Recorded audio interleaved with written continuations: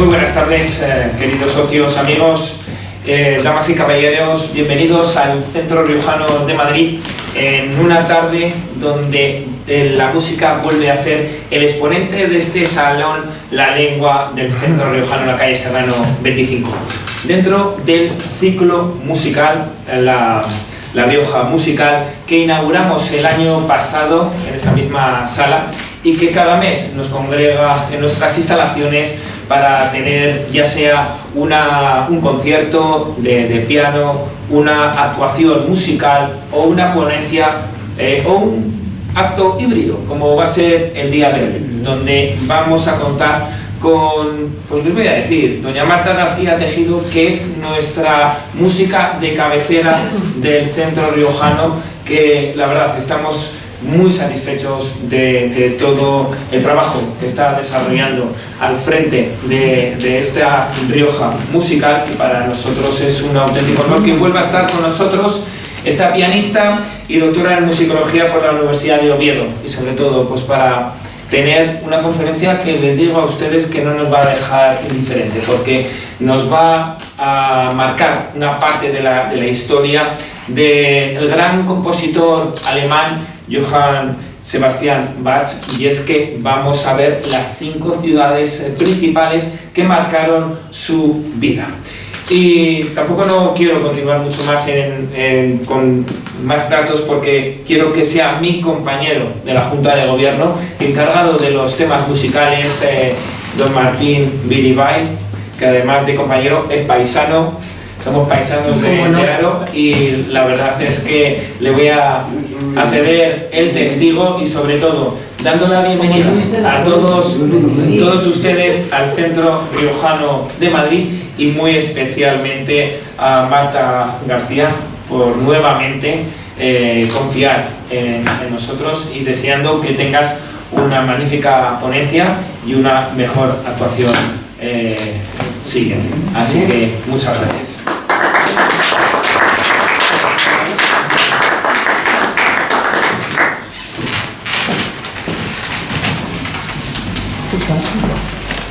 Hola, buenas tardes a todos, bienvenidos de nuevo aquí. Es un placer veros en este ciclo de La Rioja Musical, que poquito a poquito va cuajando.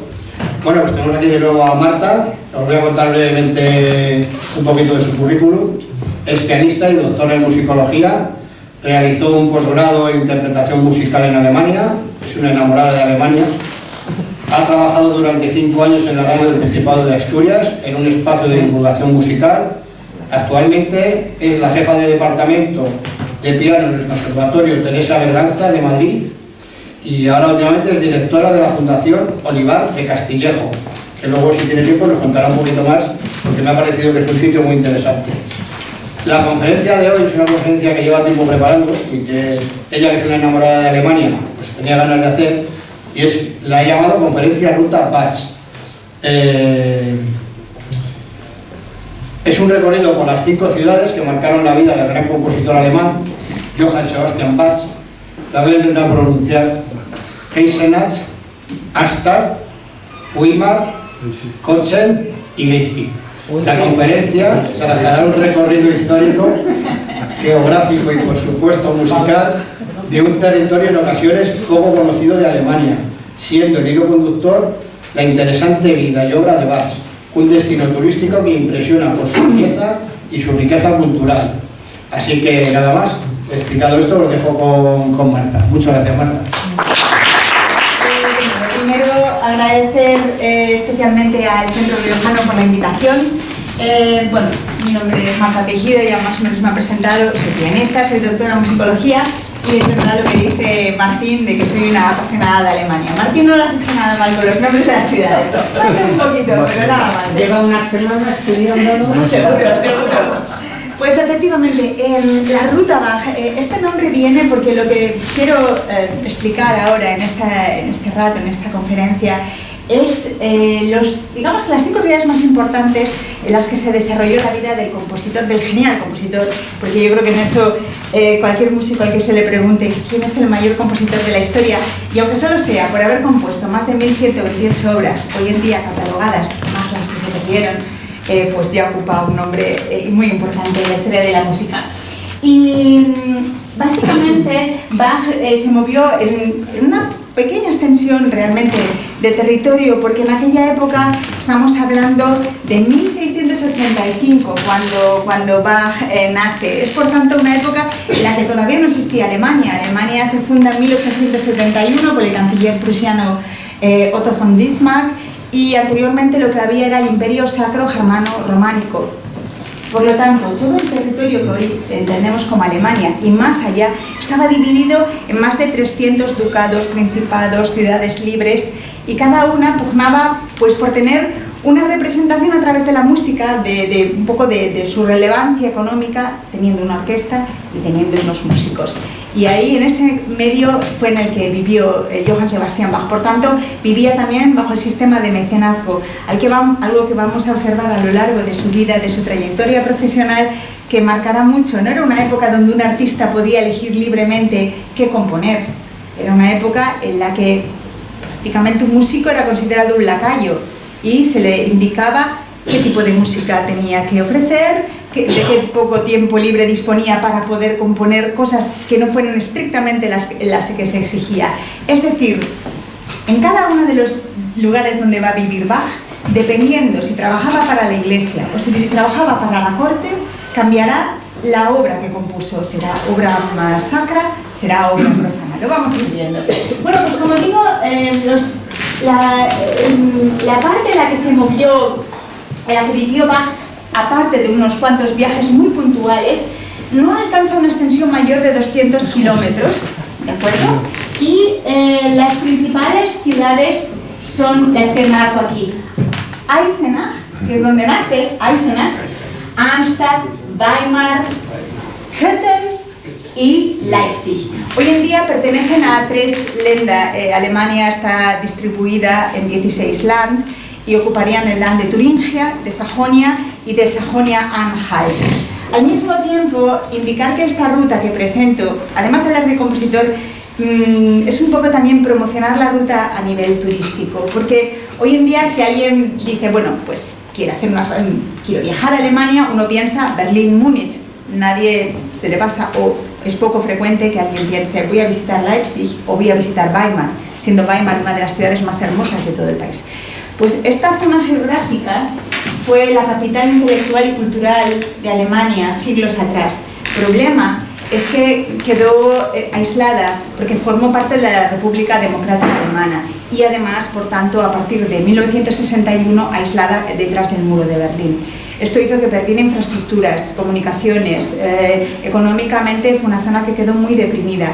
Y digamos que todo el potencial, todo el patrimonio cultural e intelectual que había quedó un poco en la sombra. Hoy en día, que todavía esta zona de Alemania no está a la altura del resto, es decir, pues Turingia, por ejemplo, ocupa el 13º lugar en el PIB del país frente a otras regiones. Evidentemente, se intenta por parte del gobierno alemán fomentar ese turismo por toda la riqueza cultural e intelectual que ofrece.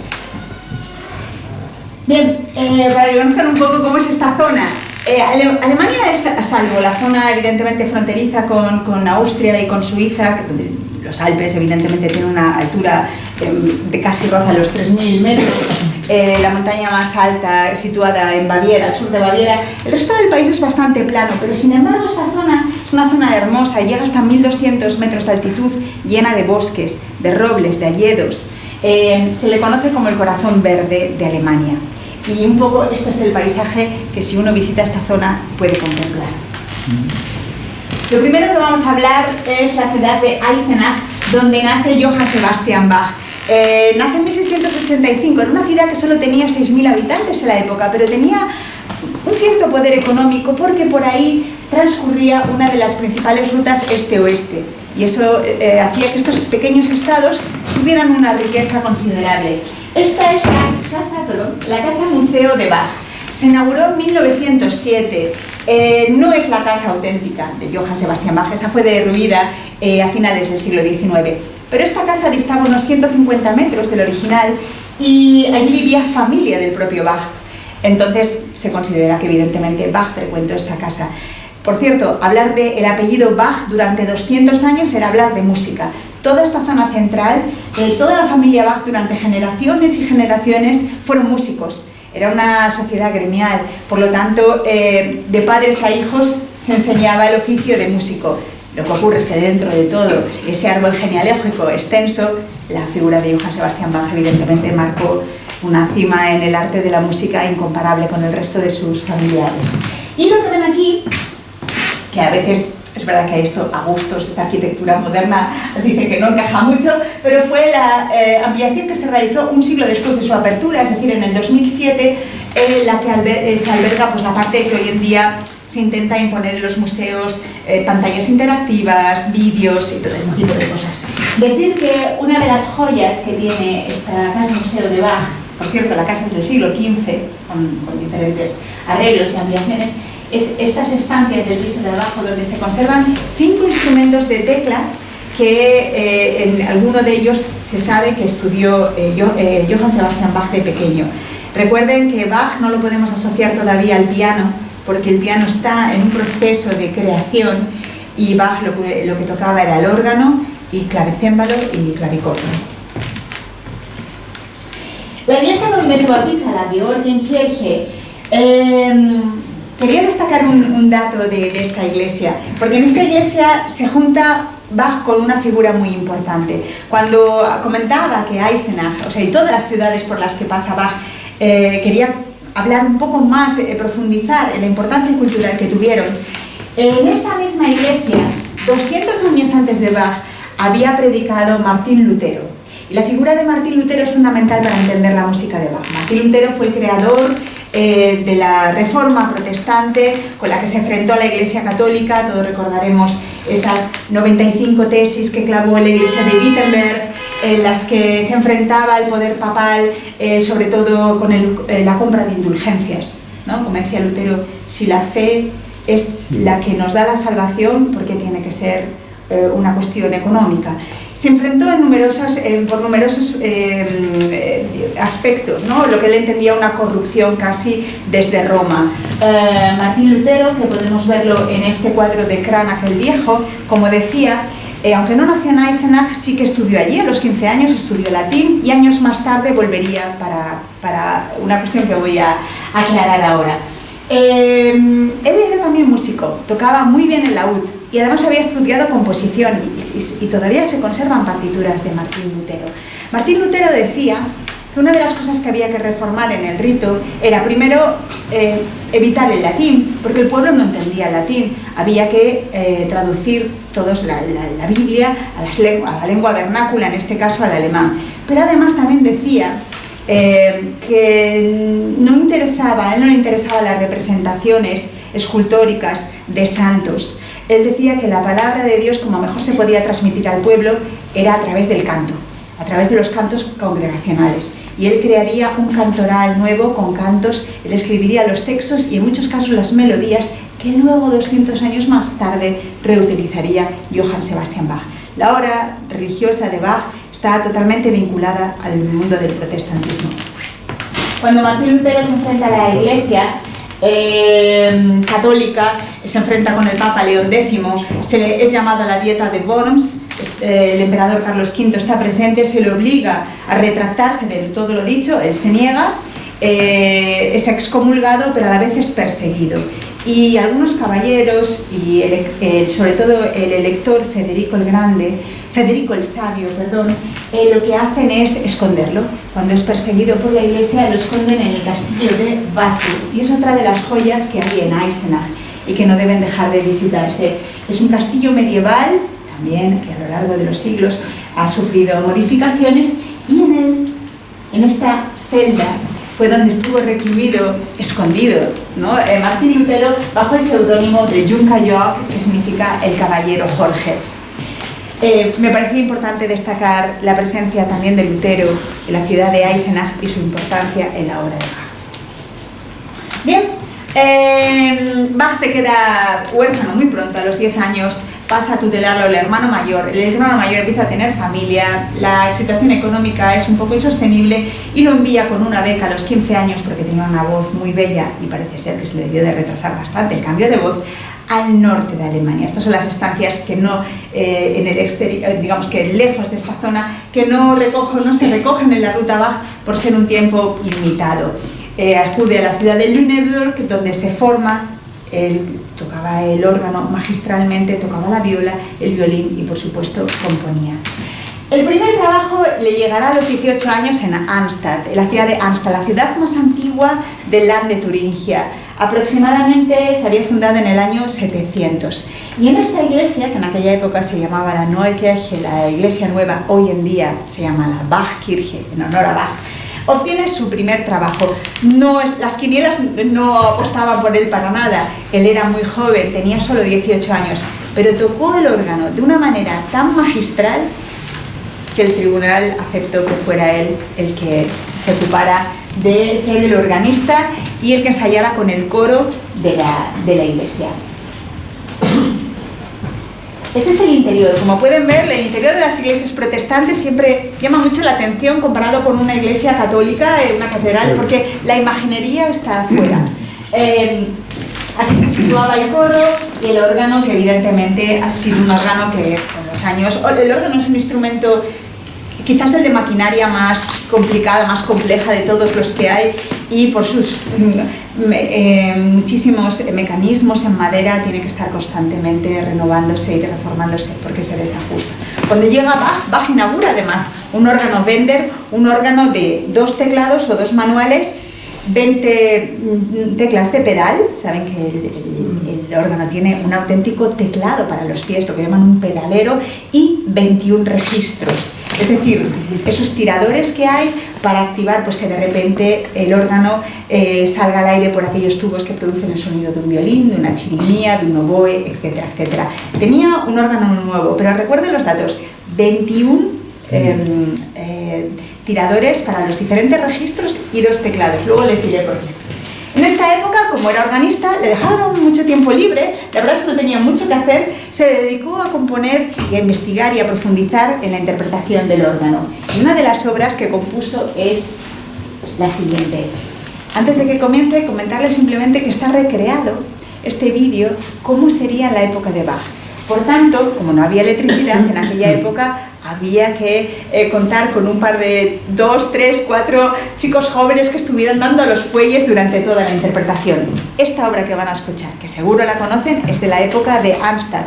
Contaba Bach 19 años cuando la compuso.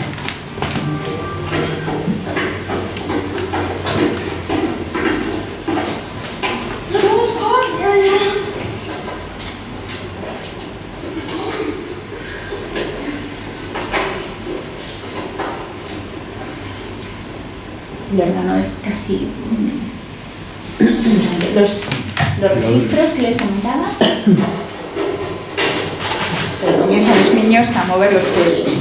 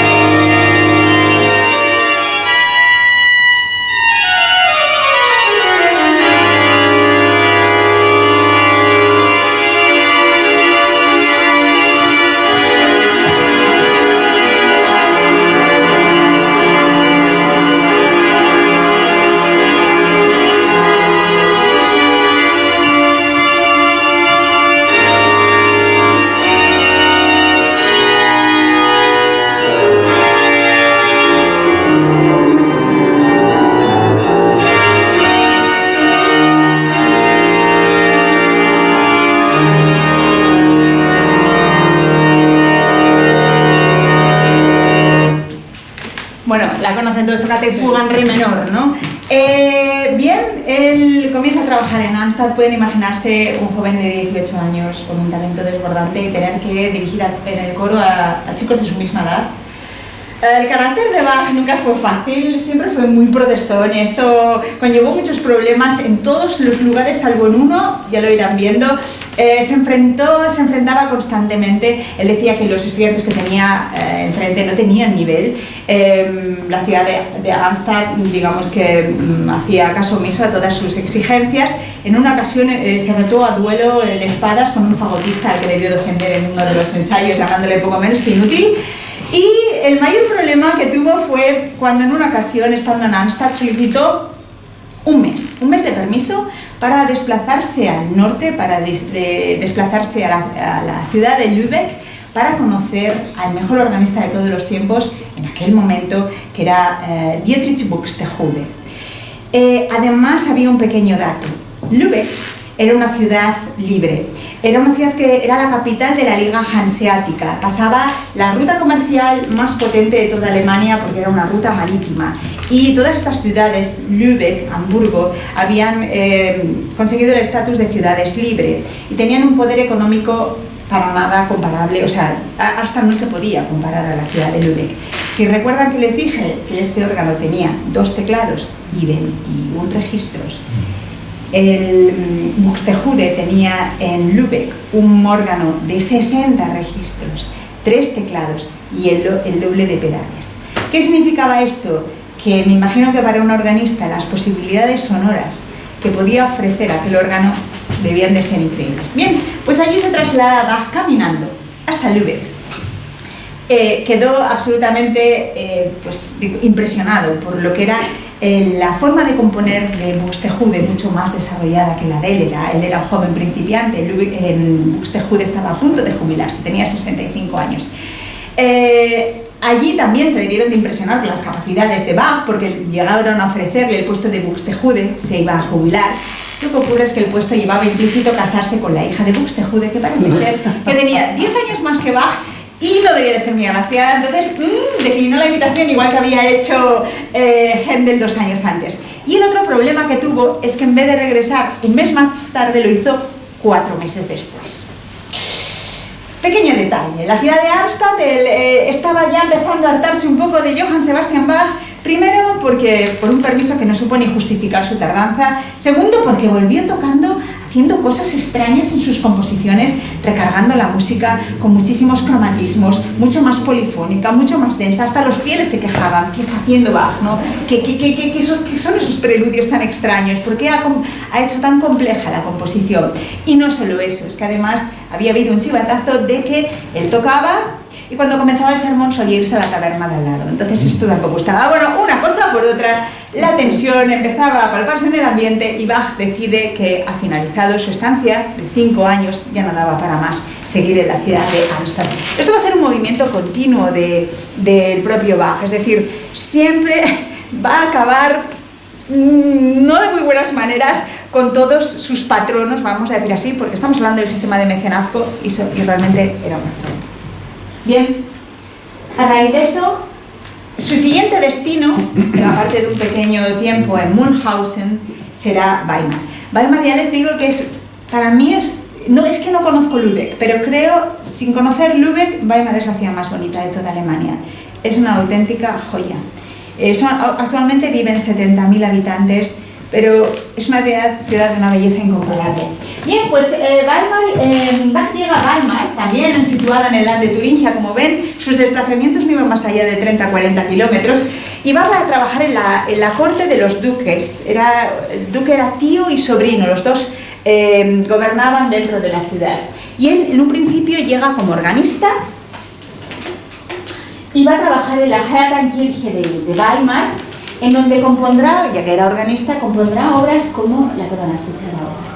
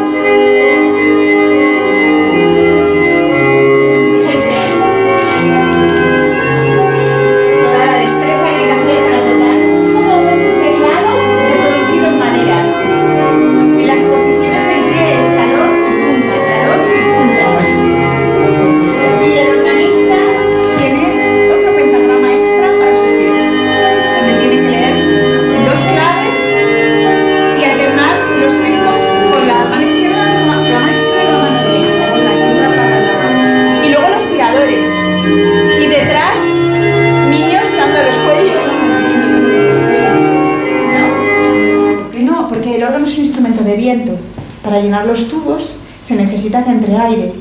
Hoy en día está todo a través del sistema eléctrico, pero antiguamente eran los fuelles los que insuflaban el aire para que llegasen a todos los tubos, y dependiendo de la cantidad de tubos que tuviese, podían llegar a ser hasta 6 personas dando aire, moviendo esos fuelles.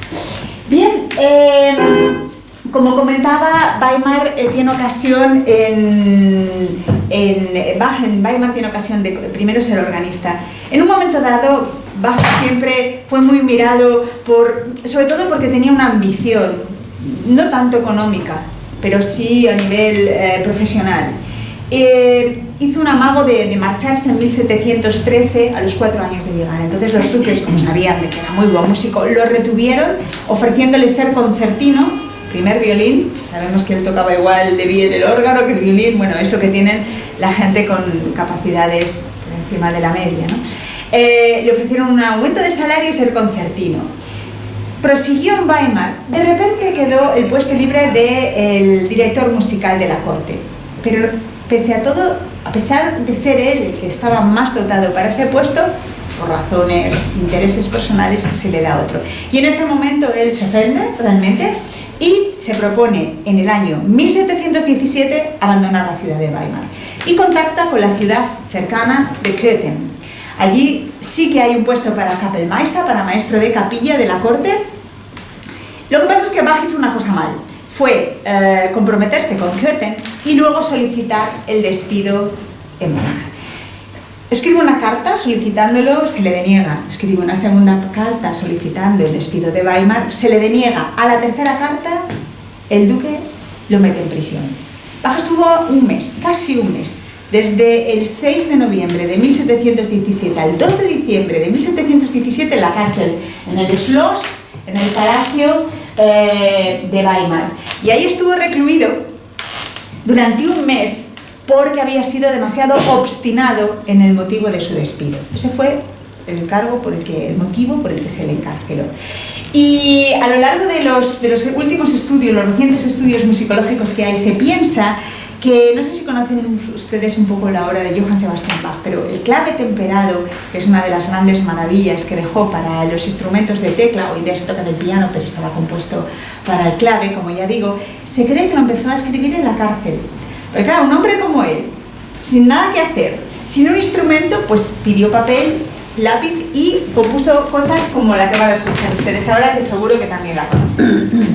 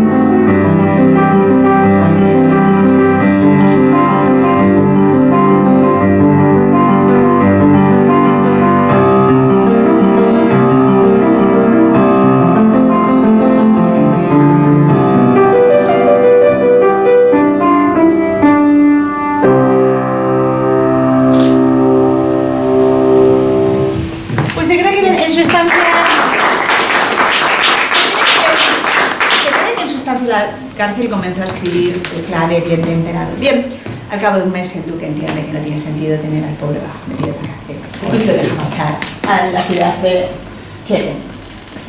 Quería comentar una cosa Como ya dije, la conferencia versa sobre la vida de Bach, pero también la presentación de las ciudades como destino turístico.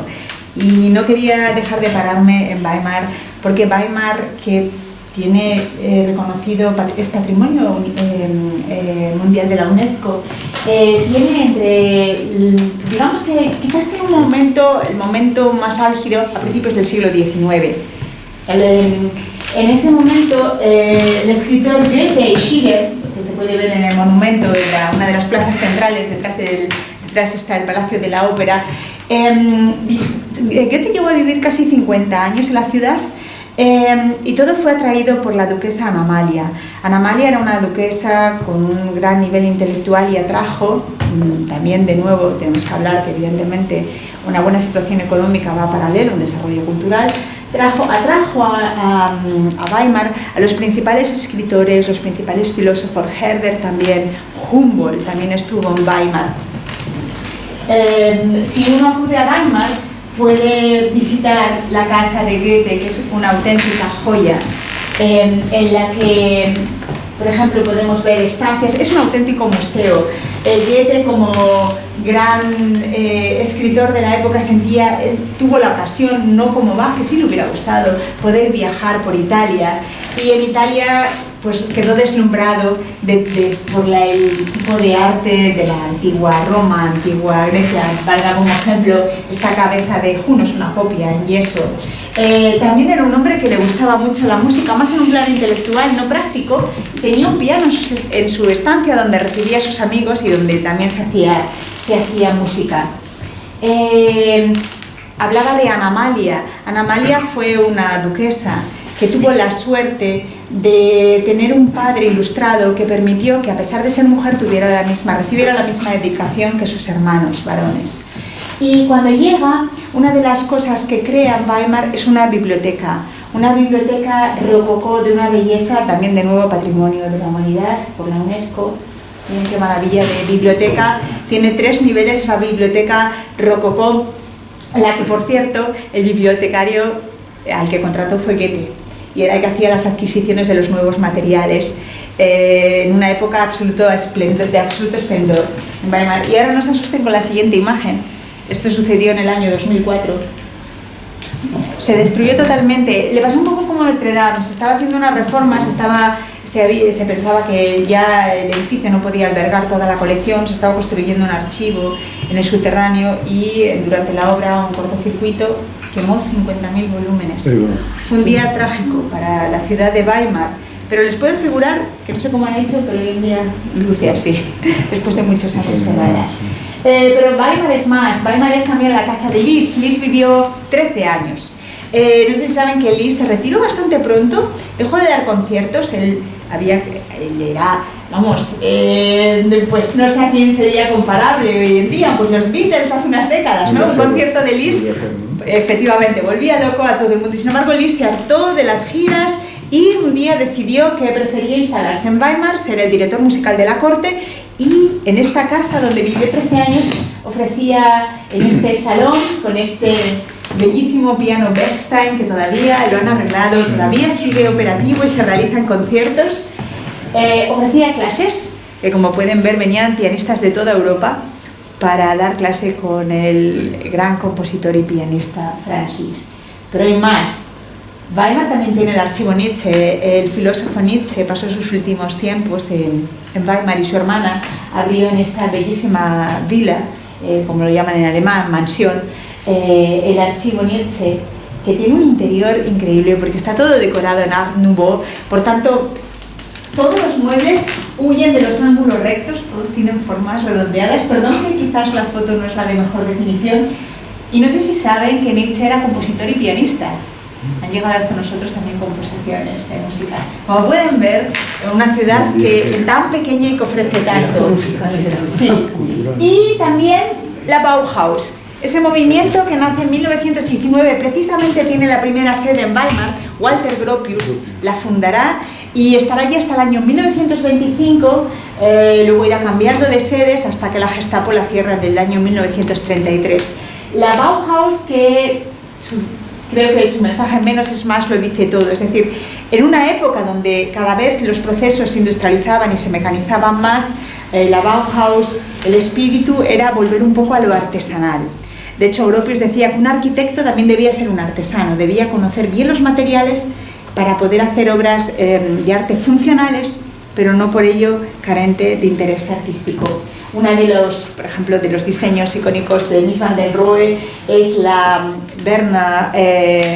sillas Berno, que son unas sillas tubulares, muy sencillas, con materiales de muy alta calidad, y es un ejemplo de esa simplicidad, de ese minimalismo que rodeaba y funcionalidad que rodeaba la estética Bauhaus. Todo esto está en una ciudad como Weimar, por eso digo que es un tesoro. Bien, llega Köthen, pobre Bach, después de un mes en la cárcel. Dios mío, pueden imaginarse, el pobre lo único que pidió fue un pequeño aumento de sueldo, mejorar en su trabajo y acabar con sus huesos en la cárcel. Pero bueno, consigue llegar a Köthen, consigue llegar a esta ciudad que está situada en Sajonia-Anhalt. Decirles que tuvo una... Yo creo, después de leer un montón de libros y de documentación sobre Bach, que fueron sus años más felices. Había una situación que se daba, era una corte calvinista, el calvinismo que provenía del protestantismo. Sin embargo, en lo que se refería a música, Calvino personalmente pensaba que la música no debía de ser compleja, debía de ser bastante simple, pequeños salmos, nada de complejidad polifónica, tampoco la intervención del órgano en el rito. ¿Qué significó esto? Que Bach solamente se tuvo que dedicar a música profana. Él era el director de la orquesta de la corte y además contó con los mejores músicos de toda su vida. Esto también era importante porque en aquella época, no es como hoy en día, un compositor le encarga a la Orquesta Nacional una obra. Puede escribir lo más difícil del mundo, que sabe que la orquesta contará con músicos que lo puedan leer. Pero en esa época había que ser práctico. Entonces, si los músicos tenían unas dotes técnicas reducidas, pues evidentemente, ¿para qué se iba a escribir algo complejo? Nadie lo iba a poder interpretar. Sin embargo, en Köthen le contó con los mejores músicos y ahí tenemos las sonatas para violín solo, las partitas para cello, los conciertos para violín más difíciles que se hayan podido escribir. Miren, por ejemplo, qué tipo de obras. Bueno, este es un monumento a Bach que hay en Köthen. Estos son los interiores del palacio donde él habitualmente ensayaba.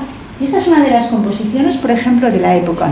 Ya les digo, si no hubiera tenido chelistas de nivel, jamás hubiera compuesto esto Bach, porque no hubiera tenido sentido.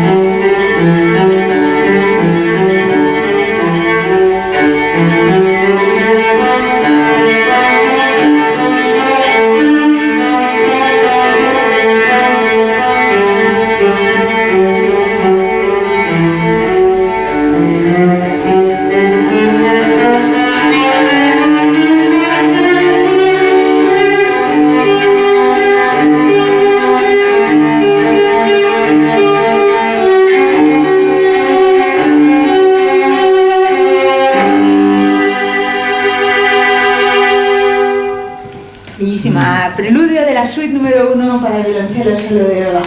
Otra de las obras que compuso sería, en esta época, fue el concierto de Brandenburgo. Para que se hagan una idea, estos conciertos de Brandenburgo, que los escribió para el margrave de la ciudad, los llevó, los presentó, nadie los tocó, quedaron en una librería, la biblioteca del margrave. El margrave fallece, se vende la partitura y no será publicada hasta 1850, 129 años después de que los compuso. Y ahora parece que saltamos mucho más adelante. No sé si conocen estas sondas Voyager, que son lanzadas al espacio en junio de 1977 por la NASA.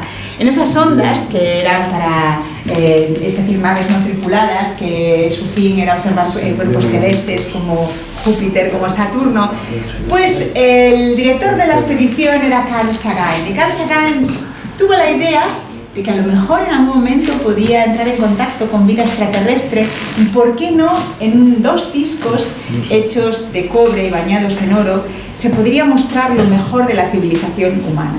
Hay fotografías de la naturaleza, fotografías de diferentes monumentos artísticos, hay también sonido de fenómenos naturales, y también hay un apartado donde se dedica 70 minutos a la música. Y sabrán de quién escogieron la música como embajador de nuestra civilización, pues por supuesto de Bach.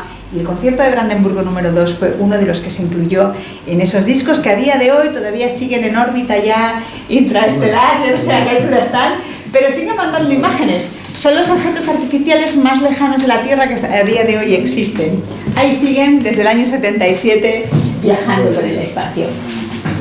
Bien, desgraciadamente todo lo bueno tiene fin, y en Creten todo iba muy bien. Trabajaba con el príncipe Leopold de Anhalt-Creten, estaba muy contento, pero el príncipe se casa y a la mujer no parece interesarle mucho la música. Las condiciones empiezan a cambiar y, como siempre, Bach da un paso atrás y decide cambiar de rumbo. No se equivocaba, de hecho un año después fallece el príncipe y la parte musical. Es que esto va siempre por intereses personales. Si interesaba apoyar la música bien, si a una persona ya no le interesa, pues evidentemente focaliza los gastos de la corte en otras vidas. Y se desplaza a Leipzig. En Leipzig pasará los 27 últimos años de su vida. No era la primera opción, estaba libre el puesto de cantor. El cantor, sobre todo en la iglesia protestante, es el director musical de la iglesia. Era un puesto para cubrir la música de las 4 iglesias principales de la ciudad. Era una ciudad que, por cierto, en aquella época tenía ya 30.000 habitantes, a pesar de las secuelas de la Guerra de los 30 años, supo reponerse. Se llamaba el Pequeño París, tenía la segunda universidad más antigua de Alemania, en 1409 había sido fundada, y tenía sobre todo una importante tradición de libreros y de editoriales.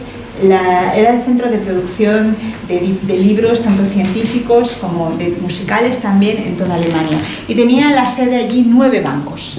Podemos imaginarnos, con 30.000 habitantes, 9 bancos. El puesto de cantor era muy codiciado.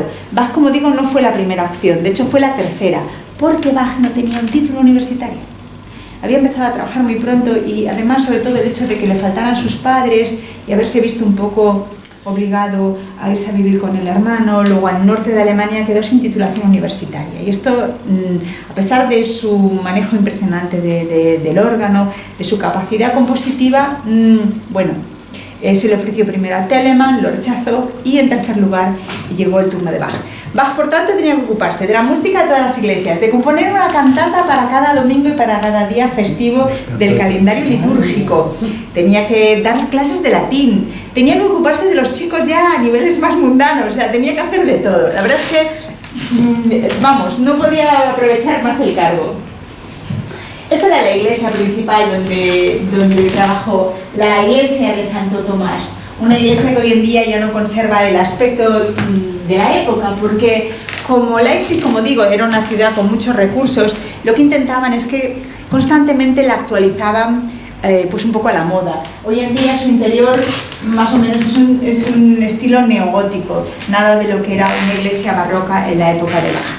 Pero, bien, esta fue una de las iglesias de las que se encargó Bach la música. Una de las obras que componía esas cantatas, las cantatas eran obras para coro, para voces solistas y para orquesta. Y eran como si fuera un sermón musicado. Había una explicatio y una applicatio. Había una génesis bíblica y una aplicación, una explicación de ella. Y siempre eran fragmentos, como ya digo, recogidos de las Santas Escrituras. La conocerán ustedes, ¿verdad?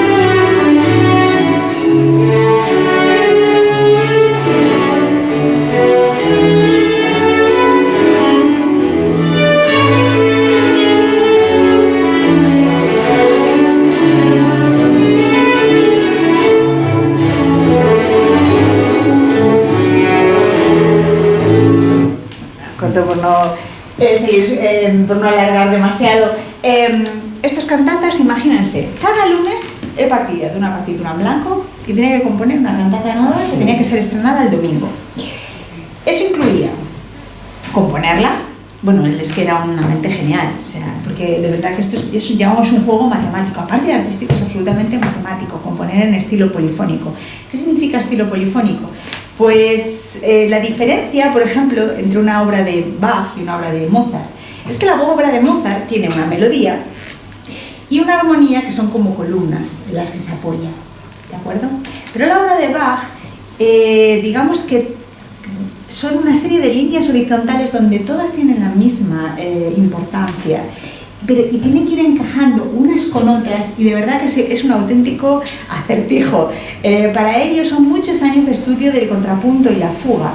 Esto no significa que, por supuesto, la de Mozart es genial, pero el tiempo de creación de una obra polifónica es superior al tiempo de creación de una obra de melodía, lo que se llama melodía acompañada. No tiene nada que ver. Pues imagínense esto, 4 voces, 5 voces, 6 voces simultáneamente.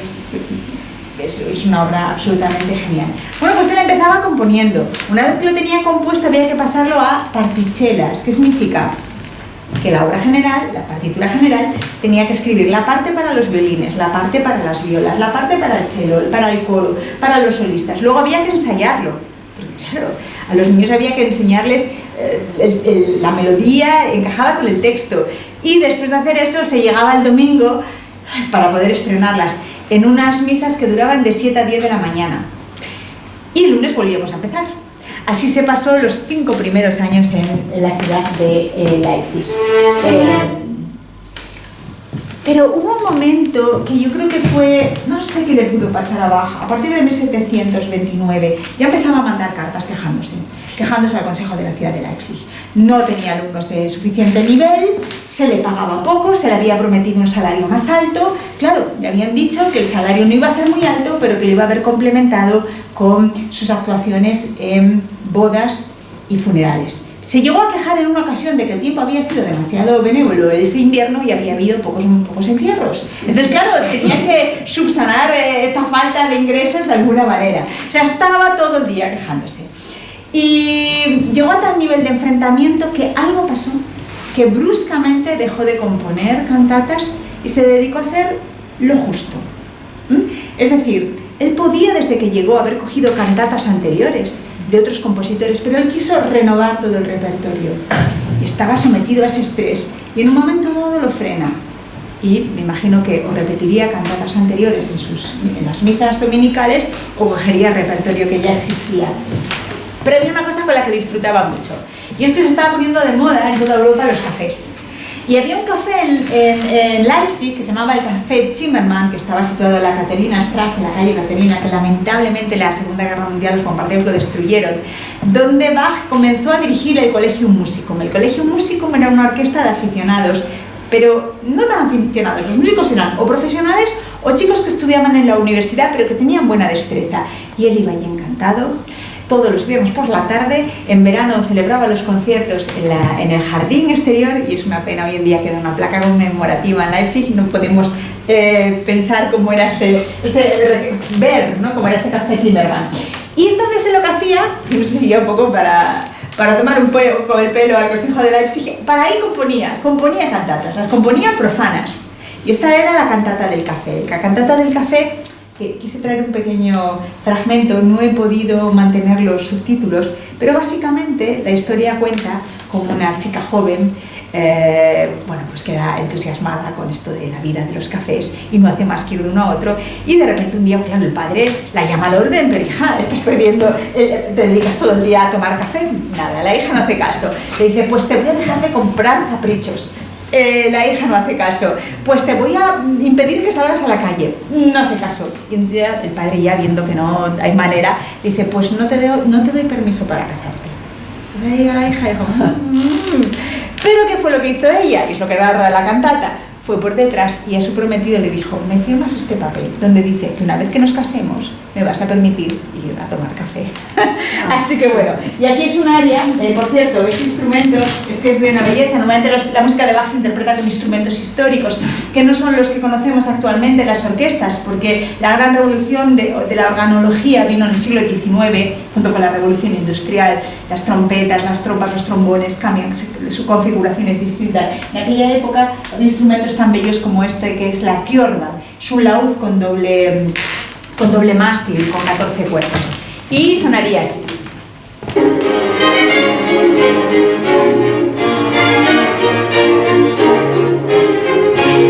Se interpreta y se recrea la escena teatral. Ese es el padre.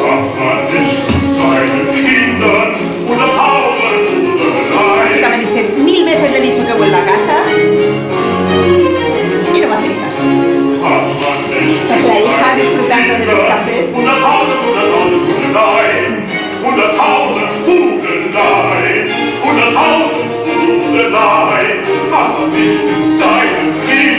Pobre señor, desesperado.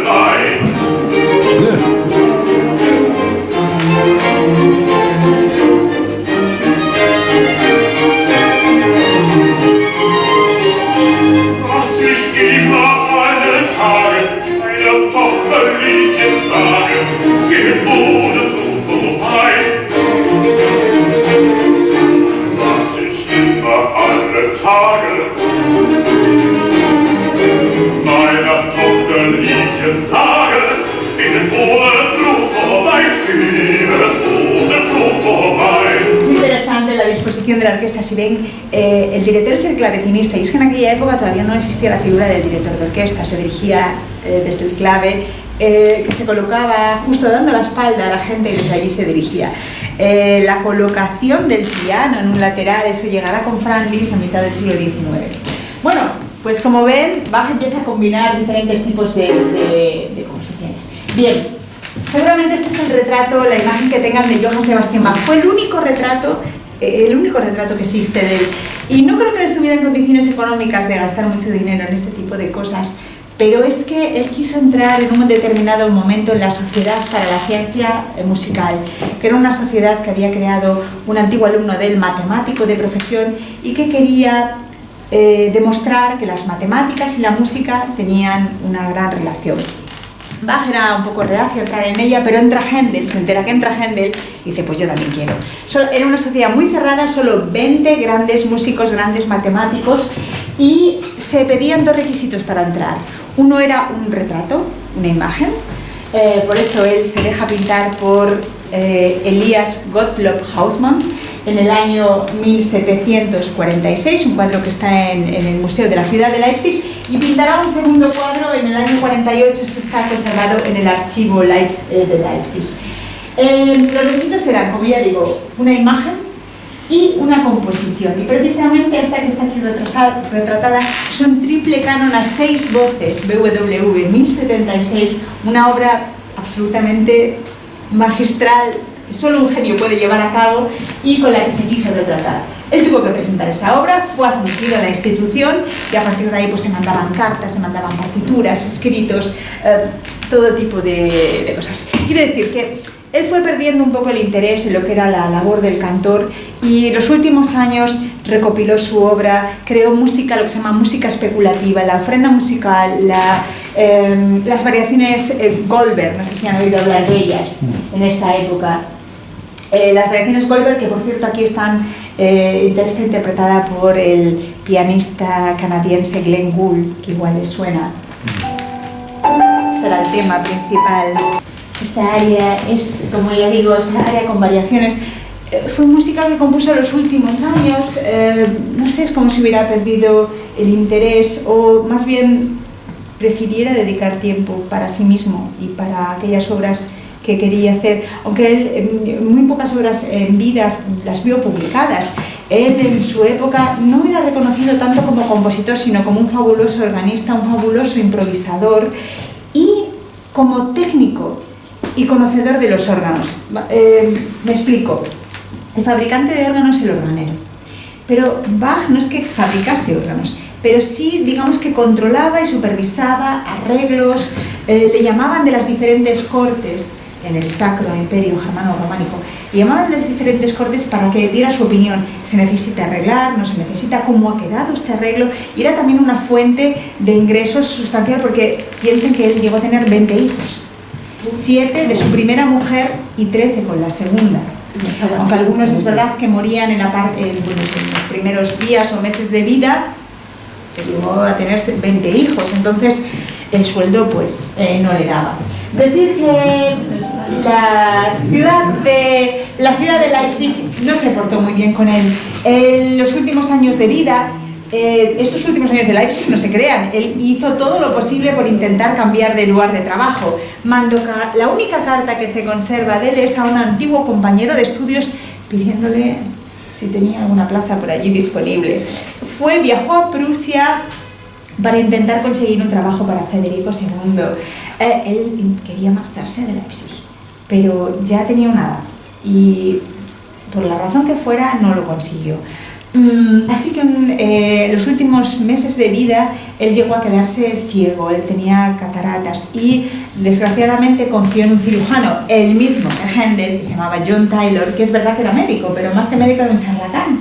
Era un cirujano itinerante que iba por todas las cortes europeas contando que era maravilloso.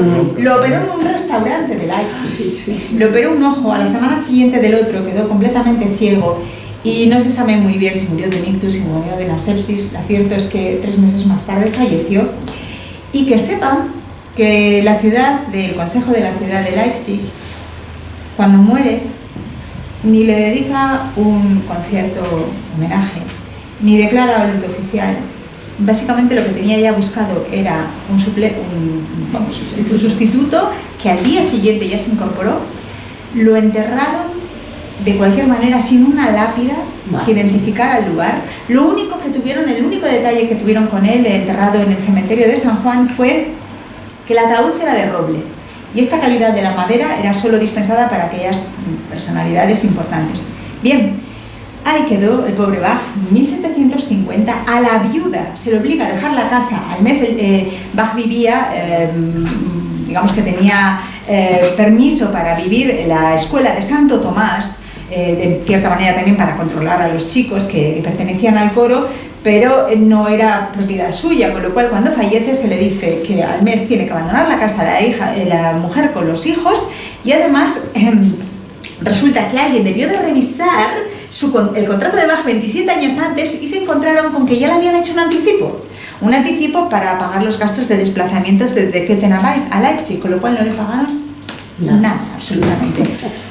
La mujer, que había sido una grandísima cantante, que trabajaba también, la conoció la corte de Köthen, que cuando llegó a Leipzig renunció a cualquier sueldo. Ella era la copista de Bach.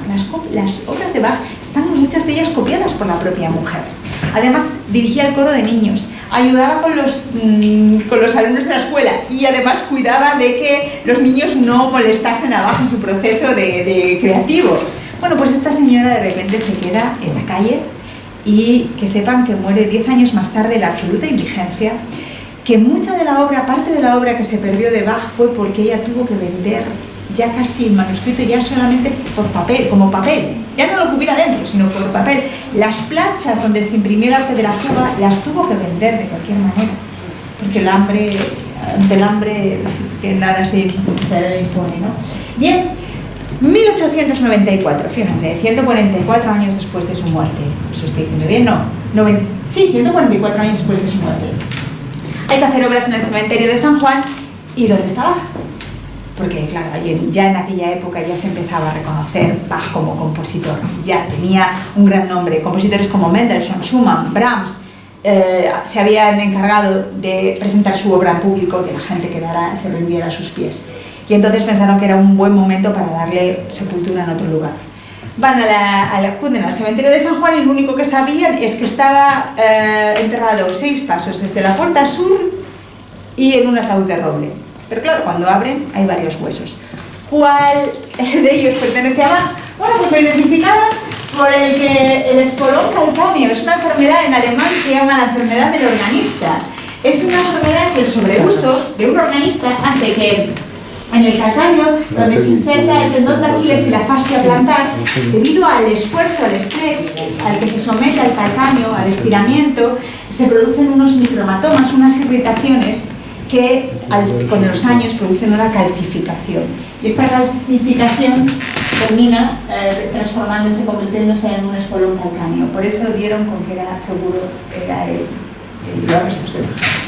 Y desde el año 1950 reposan en la iglesia de Santo Tomás, en el altar, bajo una placa de bronce, donde se puede, bueno, pues es un lugar casi de peregrinaje. Comentar que otra de las iglesias, ya dije que Bach se encargaba de la iglesia de Santo Tomás, pero también de la iglesia de San Nicolás, otra de las grandes iglesias de Leipzig. De nuevo, como ven, la decoración sorprende, ¿verdad? Desde una persona, por ejemplo, que tenga fe católica, le llama la atención pues esta austeridad. Pero es que yo quería remarcar esto porque de nuevo me voy a la ruta Bach turística, y es que esta iglesia fue fundamental para todo ese movimiento civil en contra del gobierno de la RDA, de la República Democrática Alemana. Surge y comienzan esas manifestaciones del pueblo en silencio, las que llamaban en alemán Protest der Stille, las manifestaciones en silencio. Empezaban siempre, se congregaban todos en la iglesia de San Nicolás, donde el pastor protestante apoyaba este movimiento, donde la gente reclamaba un gobierno democrático, poder viajar al otro lado del muro. Saben que llegó a haber muchas tensiones, en concreto el 9 de octubre, la manifestación del 9 de octubre, donde se llegaron a congregar 70.000 personas. La policía había dicho que iban a cargar contra los manifestantes, lo que pasa es que al final era tanto que sabían que era o una masacre o simplemente retirarse, y lo que hicieron fue retirarse. Y a nivel social, Leipzig y la iglesia de San Nicolás creo que tuvo un papel fundamental en esta caída del muro, que saben que se llevó a cabo en noviembre de 1989. Quería poner esta pequeña música como cierre, un extracto de la misa en si menor, Danos la paz, Dona nobis pacem.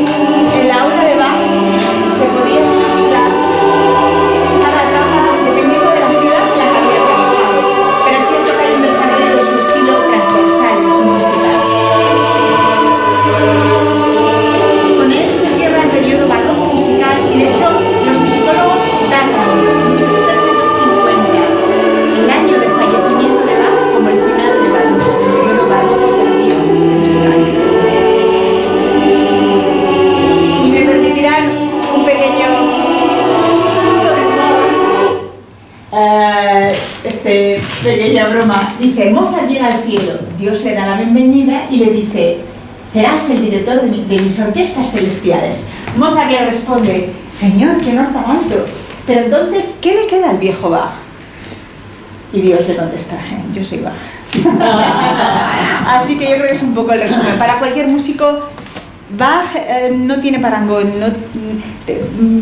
puedes, digamos que, gustarte más o menos su estética, pero reconocer la labor que hizo es absolutamente propia de uno de los mayores genios, de una de las personas con mayor capacidad intelectual que ha dado la historia de la humanidad, eso está claro.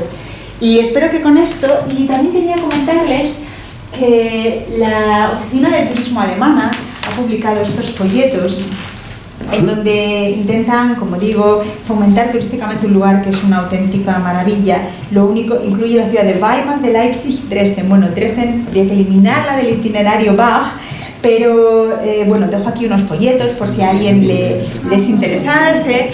Y también quería comentar que dejo, por si alguien... Leipzig, sí. Dejo, si a alguien le interesa, algunas tarjetas, por si alguien tiene alguna duda sobre la ruta Bach, que tengo aquí el email y pues yo encantada de responderles. ¿De acuerdo? Pues espero que les haya gustado y espero que a lo mejor les apetezca en alguna ocasión viajar y recorrer toda esta zona de Alemania, que es una maravilla.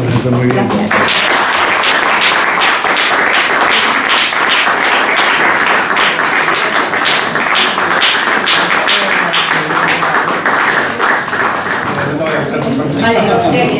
Bueno, pues daros muchas gracias, esperando que hayáis disfrutado mucho de la charla que nos ha ofrecido Marta, que os haya gustado, que nos ha hecho por de Alemania, y yo tengo luego esa ciudad de Weimar, la desconocía totalmente, y me la apunto en la La primera república de Weimar fue en 1919, se formó en esta ciudad. Y por tanto también otro punto importante para conocer la sede de la Primera República. Pues espero que hayáis disfrutado mucho, como disfruto yo. Y ahora Marta ya tiene su diploma y tiene su cosa. Hoy la vamos a hacer entrega de una botella de vino del Centro Riojano en agradecimiento. Y cuando terminemos el acto pasaremos a tomar una copita de vino. Muy bien.